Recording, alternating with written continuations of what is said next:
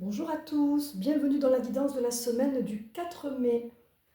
On a, ça y est, basculé dans le mois 5. Je vous ai posté la guidance du mois samedi. Vous pouvez la retrouver sur YouTube, sur Facebook et sur Instagram. Je mets tous les liens à chaque fois dans les posts. Cherchez, vous trouverez. J'espère que vous allez bien. La guidance du mois de mai, elle est impeccable, je trouve. Vous m'en direz des nouvelles, enfin vous me ferez des petits commentaires si vous le souhaitez. Et bien pour changer pour cette semaine, vu qu'elles sont quand même très rapprochées, j'ai pris l'oracle des Médéors.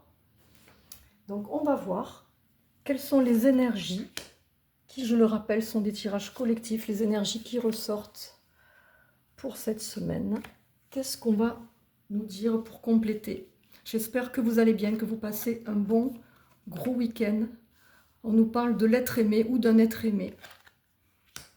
Ça, pour les personnes qui sont célibataires, l'être aimé, quand il sort, c'est pas forcément le couple. On nous parle de ralentissement et de potentiel exacerbé. L'oracle des Médéors, il plaît ou il plaît pas, mais ce sont des cartes quand même assez cash, je trouve, avec des couleurs parfois foncées un petit peu. Vous voyez, comme ça, c'est pas toujours évident de voir. C'est assez marqué dans les expressions, je trouve. Ça peut être très lumineux, vous voyez. Elles sont très colorées, mais quand c'est sombre, c'est sombre. Moi, je trouve qu'elles sont très parlantes, j'aime beaucoup. Donc pour cette semaine, pour compléter la guidance du mois de mai qui est sortie donc il y a 2 jours, enfin qui est sortie hier, on vous parle d'une personne, pour la plupart d'entre vous, ça va peut-être vous parler, d'un être aimé qui peut être quelqu'un du passé, du présent ou du futur. Donc quand vous voyez cette carte, l'être aimé, comment vous vous sentez? Je rappelle que le mois de mai est un mois 5, donc c'est la liberté, c'est le changement, le mouvement, mais attention à l'éparpillement. Parce qu'à vouloir trop de liberté et à vouloir trop bouger et faire beaucoup de choses, on peut s'éparpiller. Et c'est peut-être pour ça qu'il y a le ralentissement qui sort ici, parce que vous voyez, on voit une tornade quand même, on voit un tourbillon qui est très lumineux, qui est très beau, mais ça peut aussi être, attention, et là on me fait des liens avec l'être aimé, attention aux relations feu de paille aussi, on me dit, où c'est tout feu, tout flamme au début, et puis après ça part dans tous les sens, et ça peut être compliqué. J'ai pas mal de personnes en guidance là qui viennent pour des questions sur le sentimental, pour savoir si la personne, ça va durer, ou si elle va revenir quand il se fâche. Alors tout ça, c'est des nœuds karmiques qui remontent. Les personnes qui sont mises sur votre chemin, elles sont là pour vous faire évoluer. Donc si par exemple vous êtes un chemin de vie 11, ou si vous avez du 2, que vous êtes né en février, que vous êtes né un 2, que vous êtes au chemin de vie 2 ou 11, c'est l'addition de votre date de naissance. Bon, mais déjà, vous êtes venu pour travailler tout ce qui est en lien avec le relationnel, l'association, la collaboration et le couple. Donc l'être aimé, à un moment donné, il peut y avoir eu beaucoup de souffrance avec un cœur très blessé. Donc le ralentissement, il est là pour vous demander de vous poser cette semaine, de vous dire si vous souhaitez plus de liberté en vous. Être fusionnel, c'est bien, mais en couple, moi je pense qu'être libre, ça ne veut pas dire qu'on va aller crapahuter ailleurs, qu'on va aller butiner à droite à gauche. C'est être libre de continuer à faire ce qu'on faisait avant d'être en couple. On ne peut pas demander à l'autre, par exemple, je vous dis tout ce qui me vient, ce que les guides me disent, on ne peut pas demander à quelqu'un d'arrêter un loisir parce que ce loisir, il avait lieu avec des potes et que ça vous met en insécurité. Vous devez travailler ce qui est sorti dans la guidance du mois de mai, donc d'hier, vos fêlures. Vous devez travailler vos fêlures, vos failles, vos faiblesses, vos peurs, vos blocages, parce que ça vous détruit l'épanouissement, ça peut vous mettre à mal dans les domaines du couple, avec l'être aimé, si c'est le cas du couple, mais ça peut vous mettre à mal aussi dans la famille. L'être aimé peut être une personne de votre famille.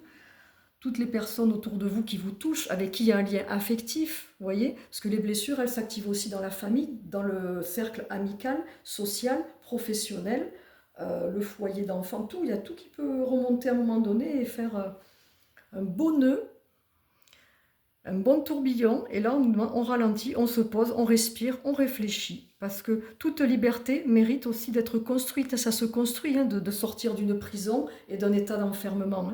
Et la plupart qui venaient me voir en séance en ce moment, mais il y a des sensations d'enfermement, et vous le reconnaissez tous la plupart du temps, oui je me suis enfermée tout seul, oui c'est moi qui n'ose pas sortir, qui ne vais plus vers les gens, j'ai plus de social, oui c'est un enfermement qui se construit malheureusement petit à petit.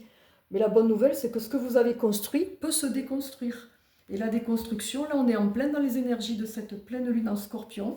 On est dans de la déconstruction pour reconstruire. Le scorpion, il vient déconstruire. Il vient même détruire parfois tout ce qui est compliqué pour remettre de l'ordre, renaître, pour se réaliser, mettre de la nouveauté, se libérer tout simplement. Quand on dit je me libère, C'est je sors de mon enfermement, je libère tout ce qui m'emprisonne petit à petit, les branchages, les ronces, les barbelés, les barreaux, fenêtres, tout ça, on fait péter petit à petit, à notre rythme, à votre rythme. On est tous différents. C'est pas parce que le voisin il va avancer plus vite que vous qu'il est plus intelligent. Il y en a qui ont besoin de plus de temps, de ralentir. D'autres, ben, ils avancent vite, et ben, tant mieux pour eux. Peut-être qu'un jour ils seront ralentis sur un domaine.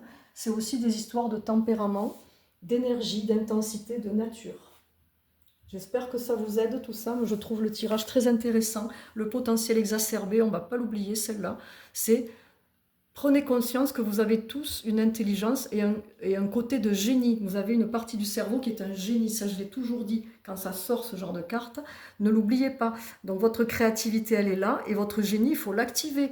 Les personnes aussi sont très propices à ce génie. Les personnes qui ont du 22, qui sont chemin de vie 22, qui sont nés un 22 ou dont l'année de naissance fait 22, le 22 c'est 4, voilà. On se consolide dans la structure et on sort son potentiel. Le potentiel, c'est tout ce que vous êtes capable de mettre en place. Alors, potentiel exacerbé, ça peut vouloir dire aussi que pour cette semaine, même pour le mois de mai, ben là, c'est propice, on est dans la bonne énergie là pour faire sortir tout ça, vous voyez, pour activer vos potentiels, pour activer vos forces, vos dons, vos capacités, tout ce que vous êtes capable de mettre en place. Et là, je ne parle pas de capacité de médium, ça serait trop réducteur. Là, je passe vraiment de capacité dans tous les domaines, peu importe, peu importe.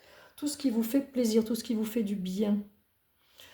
Je ne sais pas pourquoi. On me dit de prendre une autre carte. Je la prends, je la mets au milieu. Ça clôturera le tirage. Je vais regarder la paix intérieure. Il y a des fois comme ça, il y a des surprises. Je suis toujours souvent sur 3 cartes parce que j'aime bien. Chiffre 3, c'est l'expression, c'est la communication et c'est la créativité. Là, on est sur la 4e qui parle de paix intérieure, une magnifique carte. Et effectivement, pour être en paix intérieure avec l'être aimé, pour pouvoir mettre en place vos potentialités, faut ralentir, parce que là, on accède à la paix intérieure. Déjà, quand on ralentit, on se pose. Mais les fameuses fêlures dont je parlais de tout à l'heure, vous n'êtes pas en paix quand vous n'êtes pas bien avec l'être aimé. Vous n'êtes pas du tout en paix, même déjà avec vous-même. Donc, regardez comment vous êtes avec vous. Pour être heureux avec l'être aimé, il faut être déjà heureux avec soi. Vous me direz ce que vous en pensez. Si ça résonne ou pas, je vous le souhaite en tout cas. Je vais vous souhaiter un beau dimanche. J'espère que vous avez passé et continuez à passer un beau week-end.